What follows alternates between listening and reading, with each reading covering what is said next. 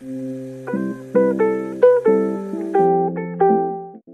semuanya, hari ini kami dari kelompok Equiris akan membahas mengenai alat pembayaran internasional. Pertama-tama, apa sih pengertian dari pembayaran internasional? Pembayaran internasional adalah pembayaran atas transaksi yang dilakukan oleh negara-negara yang terlibat dalam perdagangan internasional berdasarkan kesepakatan yang telah dirundingkan sebelumnya. Nah, alat pembayaran internasional ini tuh lebih rumit dibandingkan alat pembayaran yang berlangsung dalam satu negara, karena alat pembayaran internasional ini melibatkan berbagai pihak antar negara. Nah, kalau yang tertera di buku, alat pembayaran internasional terbagi menjadi 6, yaitu letter of credit, open account, commercial bills of exchange, collection, dan konsinyasi. Tapi di video kali ini kita akan membagi alat pembayaran internasional menjadi 13 macam. Berikut penjelasannya. Yang pertama adalah advance payment. Advance payment adalah suatu cara pembayaran internasional yang dilakukan oleh pembeli atau importir kepada penjual atau eksportir sebelum barang diterima. Setelah menerima pembayaran harga, baik keseluruhan yaitu full payment atau sebagian yaitu partial payment, baru penjual atau eksportir melakukan kewajibannya menyerahkan barang. Karena cara pembayaran advance payment sangat berisiko pada pembeli atau importir karena bisa saja eksportir tidak memenuhi kewajibannya untuk menyerahkan barang, maka untuk melakukan pembayaran advance payment lebih baik jika kita memperketat kontrak bisnis yang dapat menjamin kepentingan pembeli dengan ganti rugi atau sanksi. Cara ini biasanya dilakukan oleh pihak-pihak yang telah saling kenal dan percaya. Selanjutnya, open account. Pembayaran dengan open account adalah kebalikan dari cara tunai atau advance payment. Open account merupakan suatu metode pembayaran internasional yang dilakukan setelah produk atau barang dikirim dan terjual, atau setelah jangka waktu yang telah ditentukan. Barang yang akan dikirim kepada importir tidak dilengkapi dengan surat perintah membayar atau dokumen resmi lainnya. Resiko pembayaran dalam open account ditanggung sepenuhnya oleh eksportir. Jika antara penjual dan pembeli sudah saling kenal, memiliki hubungan dagang yang cukup lama, dan kuat serta saling percaya satu sama lain, maka cara ini tentunya akan lebih efisien. Kelebihan dari cara ini adalah pembayaran akan dilakukan setelah si pembeli telah menerima barang yang ia beli. Namun, kelemahan dari cara pembayaran ini diantaranya 1. Cara ini harus diterapkan dalam kondisi ekonomi dan politik yang stabil, agar menghindari resiko perubahan kurs. Yang kedua, pembayaran yang dilakukan harus dekat dengan pasar. Commercial Bills of Exchange. Cara ini yang paling umum dipakai. Commercial Bills of Exchange sering disebut drafts atau trade bills. Adalah surat yang ditulis oleh penjual yang berisi perintah kepada pembeli untuk membayar sejumlah uang tertentu pada waktu tertentu di masa datang. Surat perintah semacam ini semacam asal apabila si pembeli menyetujui, maka dia lalu membutuhkan tanda tangan pada draft tersebut, sehingga draft tersebut dapat diperjualbelikan atau disebut dengan trade drafts. Draft dibagi menjadi dua jenis. Yang pertama ada clean drafts, adalah draft yang tidak disertai jaminan dokumen barang. Yang kedua ada documentary draft, adalah draft yang disertai jaminan dokumen pengiriman serta asuransi. Selanjutnya ada collection. Collection merupakan salah satu metode pembayaran dalam perdagangan internasional di mana pihak penjual dan pembeli melakukan financial dengan pembayaran tunai atau penerimaan dari wesel atau bill of exchange. Collection ini dapat diartikan juga dengan inkasso. Inkasso adalah penagihan kepada pihak yang wajib membayar berdasarkan warkat untuk kepentingan pihak yang mempunyai tagihan. Nah, teman-teman, apa sih keuntungan dan kerugian dari memakai collection sebagai alat pembayaran dalam perdagangan internasional? Berikut penjelasannya. Keuntungan menggunakan collection yang pertama adalah collection lebih sederhana dan lebih murah. Yang kedua, payment atau pembayaran lebih cepat daripada pembukaan rekening kembali. Yang ketiga, barang dapat dikontrol oleh bank sampai pembayaran dilakukan oleh pembeli, buyer, atau importir. Dan yang terakhir, collection diatur jelas pada Uniform Rules of Collection, ICC Publication nomor 522. Kerugian dalam menggunakan collection yang pertama yaitu payment atau pembayaran tidak dijamin oleh bank. Yang kedua, tanggal pembayaran tidak dapat ditentukan. Yang ketiga, collection tidak mencakup kredit. politik, dan transfer. Dan yang terakhir, biaya tambahan mungkin dikeluarkan untuk mencari pembeli alternatif atau pembeli baru atau reshipment barang kembali jika pembeli asli menolak untuk membayar atau menolak dokumen yang ada. Collection ini mempunyai 3 jenis. Ada documentary collection, clean collection, dan direct collection. Sekarang aku akan menjelaskan documentary collection secara lebih mendetail. Documentary collection adalah suatu cara penagihan penjualan barang dari eksportir kepada importir dengan menyerahkan dokumen-dokumen pengapalan kepada remitting bank untuk dikirimkan kepada collecting bank. Nah, dengan menggunakan documentary collection ini, eksportir lebih merasa aman karena bisa dipastikan bahwa importir tidak akan bisa mengambil barang sebelum melakukan pembayaran atau akseptasi. Nah, di dalam documentary collection, ada 2 bank yang berperan. Yang pertama yaitu remitting bank atau yang biasa disebut bank pengirim dokumen. Bank ini merupakan bank yang menerima dokumen dari eksportir dan mengirimkannya ke collecting bank. Yang kedua, ada collecting bank atau yang biasa disebut bank penagih dana. Bank ini merupakan bank yang menerima dokumen dari remitting bank untuk diserahkan dan ditagih pembayarannya kepada importir. Documentary collection ini terdiri dari 2 bagian, yaitu Outward Bills Collection atau OBC dan Inward Bills Collection atau IBC. Di bawah ini merupakan diagram cara kerja collection. Dari gambar tersebut, nomor 1 merupakan commercial contract, yaitu importir dan eksportir melakukan perjanjian atau kontrak ekspor-impor. Lalu selanjutnya di nomor 2, goods shipped to buyer. Barang dikirim oleh eksportir kepada importir. Di nomor 3, present shipping document. Eksportir memberikan dokumen-dokumen pengiriman barang kepada bank yang ditunjuknya, yaitu remitting bank. Selanjutnya di nomor 4 ada forward shipping document. Remitting bank meneruskan atau mengirim dokumen pengiriman barang kepada collecting bank. Dan di nomor 5, notifies buyer upon receipt of shipping document, yaitu collecting bank mengonfirmasi dokumen pengiriman barang. Di nomor 6, make payment or acceptance. Importir melakukan pembayaran sesuai perjanjian yang dilakukan sebelumnya atau melakukan konfirmasi persetujuan pembayaran. Di 7.1, release shipping documents against payment or acceptance. Collecting bank menyerahkan dokumen pengiriman barang. Dan di 7.2, effect payment or notify acceptance, yaitu collecting bank mengirim pembayaran atau konfirmasi persetujuan pembayaran. Dan di nomor terakhir ada effect payment, yaitu remitting bank memberikan konfirmasi pembayaran kepada eksportir. Konsinyasi. Beberapa dari kalian pasti udah gak asing lagi kan sama yang namanya konsinyasi. Tapi kalian tahu gak sih pengertian dari konsinyasi yang sebenarnya? Nah, bagi yang belum tahu, konsinyasi adalah sebuah bentuk kerjasama penjualan yang dilakukan oleh pemilik barang atau eksportir dan penjual atau penyalur barang atau importir, di mana para eksportir akan menitipkan barangnya kepada importir untuk dijual. Sederhananya sih, konsinyasi dipahami juga sebagai jual titip. Sebenarnya, cara konsinyasi ini merupakan bentuk lain dari open account, hanya berbeda dalam waktu pembayarannya. Pada open account, eksportir akan mengirimkan barangnya terlebih dahulu kepada importir dan pembayaran akan dilakukan pada jangka waktu yang telah ditentukan. Sedangkan pada konsinyasi, pihak eksportir akan mengirimkan barangnya terlebih dahulu kepada importir dan pembayarannya akan dilakukan setelah importir berhasil menjual barang tersebut. Cara pembayaran konsinyasi tentunya mengandung banyak risiko. Contohnya, ketika importir sudah berhasil menjual barangnya, tetapi ia tidak melaporkan kepada eksportir. Atau, pihak importir juga dapat menaikkan harga jual agar keuntungan yang didapatkan lebih banyak tanpa memberitahu pihak eksportir. Walaupun cara konsinyasi mengandung berbagai resiko, cara ini menguntungkan bagi para eksportir sebab memberi kemudahan memasarkan barangnya ke luar negeri. Adapun bagi importir, cara ini menguntungkan sebab tidak perlu mengeluarkan dana untuk pembayaran harga barang terlebih dahulu. Sekarang kita akan memasuki dalam OLC atau Letter of Credit. Untuk itu, apa sih pengertian dari LOC atau Letter of Credit? LOC atau Letter of Credit merupakan cara pembayaran internasional yang memungkinkan seseorang eksportir menerima pembayaran langsung tanpa menunggu berita dari luar negeri.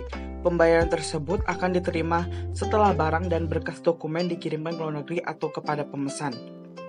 Sekarang kita akan memasuki ke dalam fungsi-fungsi. Fungsi dari LOC atau Letter of Credit adalah, dalam hakikatnya, Letter of Credit memiliki banyak sekali fungsi.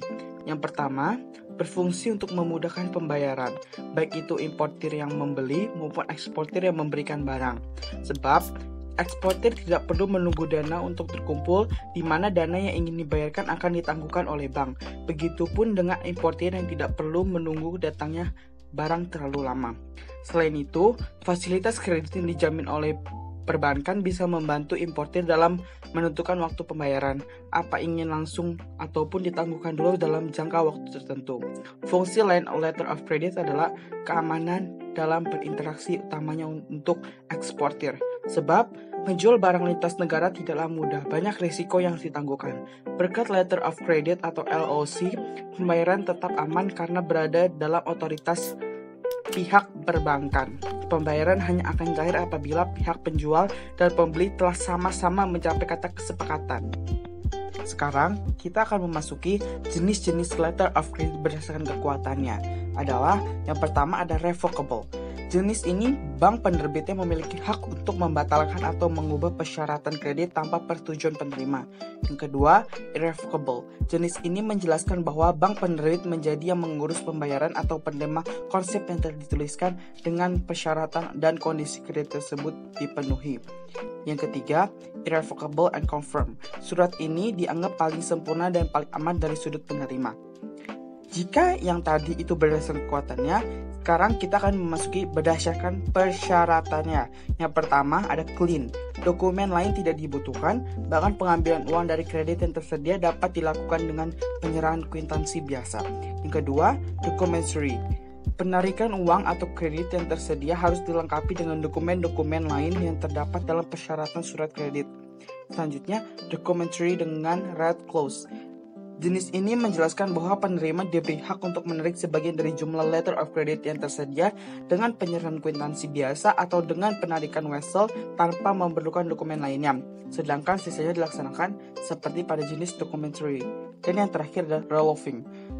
Memungkinkan kredit yang tersedia dipakai ulang tanpa mengadakan perubahan syarat khusus pada letter of credit tersebut. Sekarang kita akan memasuki bagian yang terakhir, yaitu manfaat dari letter of credit.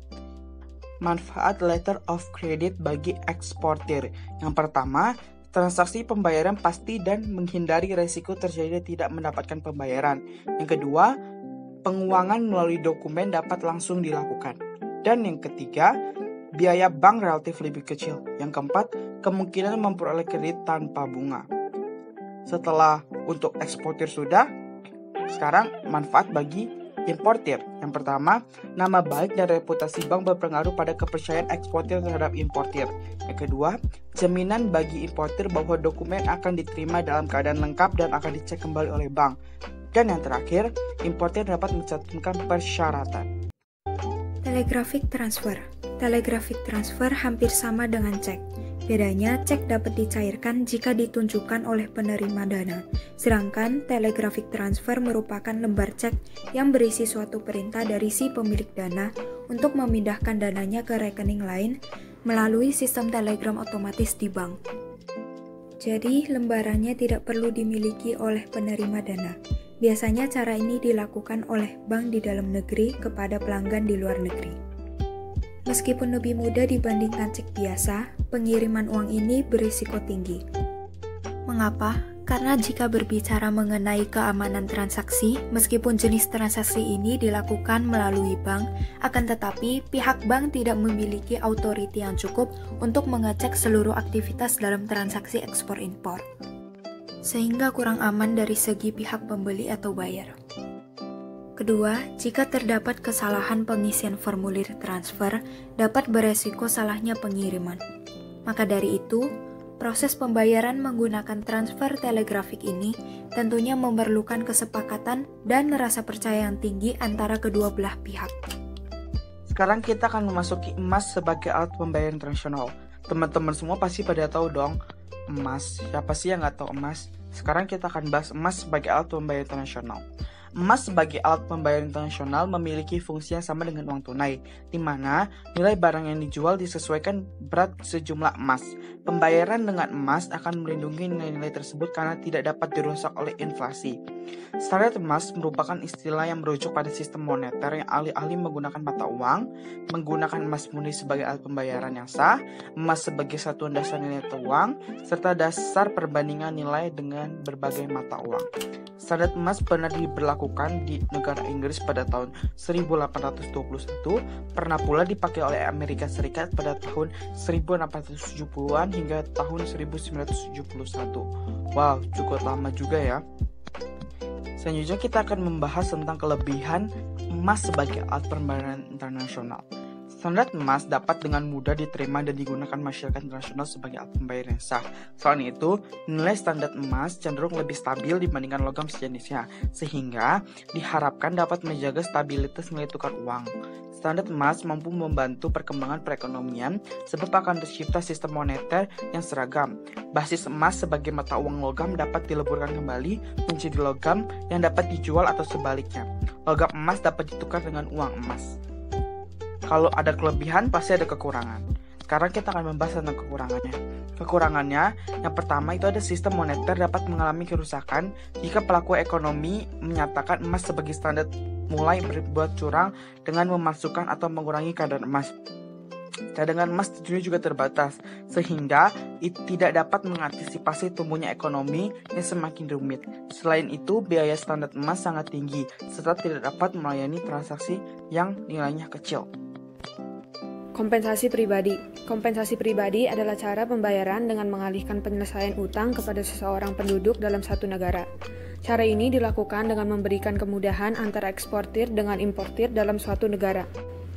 Contohnya, Budi yaitu orang Indonesia mempunyai utang senilai $1.000 atau setara dengan 14 juta rupiah kepada Andrew yang di Amerika. Lalu, Robert yaitu orang Amerika mempunyai utang kepada Ricky yaitu orang Indonesia dengan nilai yang sama.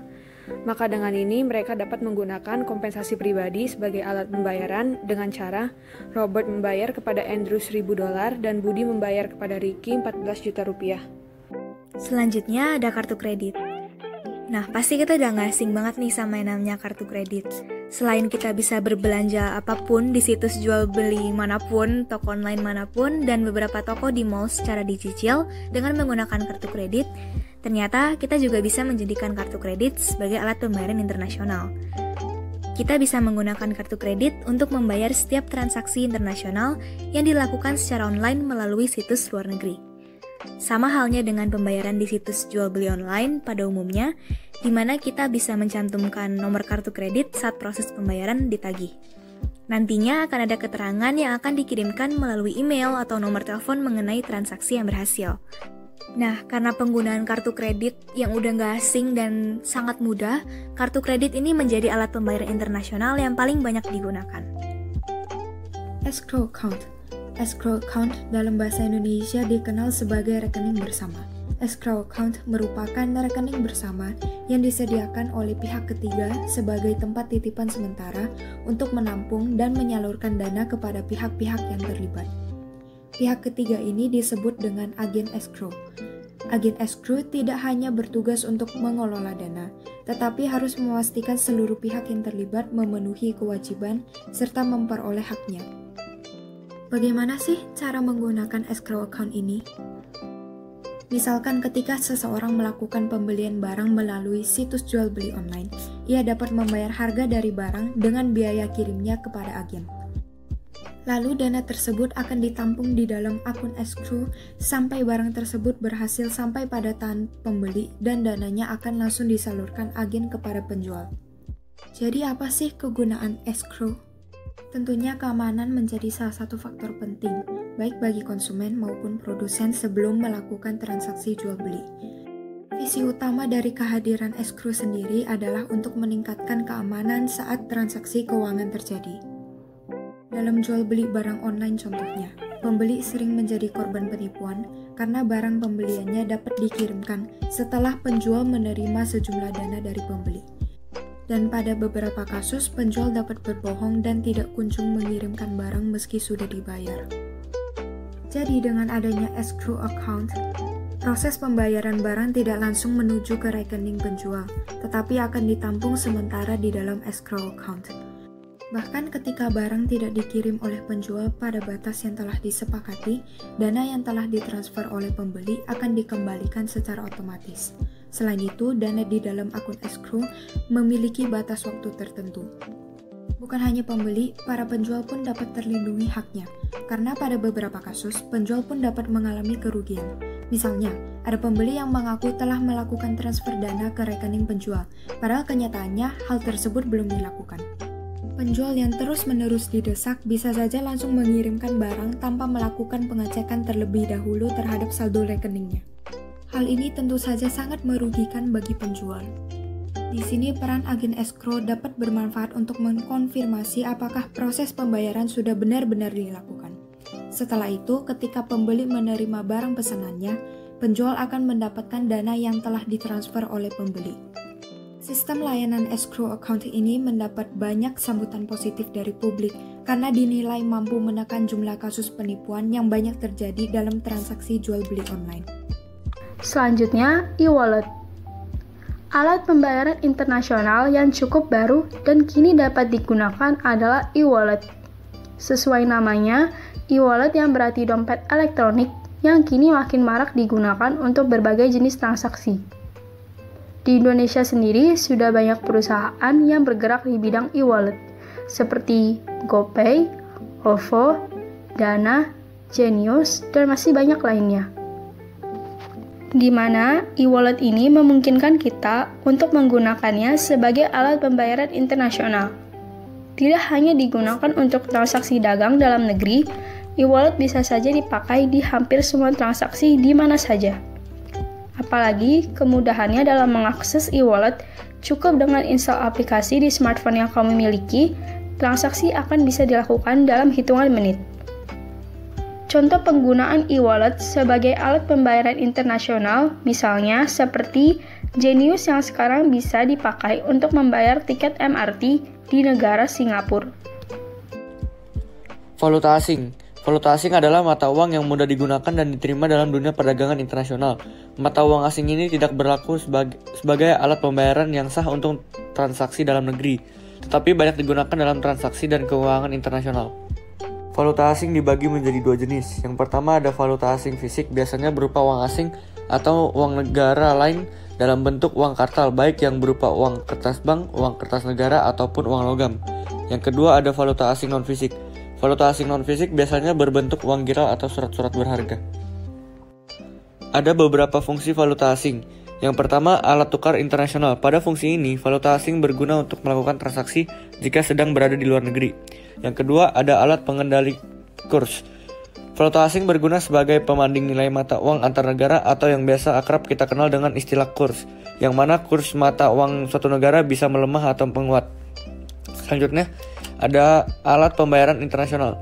Misalkan suatu negara memiliki hutang dengan negara lain, maka negara yang berhutang ini bisa membayarkan hutangnya dengan valuta asing yang sesuai beserta bunganya. Yang terakhir ada sebagai alat mempermudah perdagangan internasional. Dengan menggunakan valuta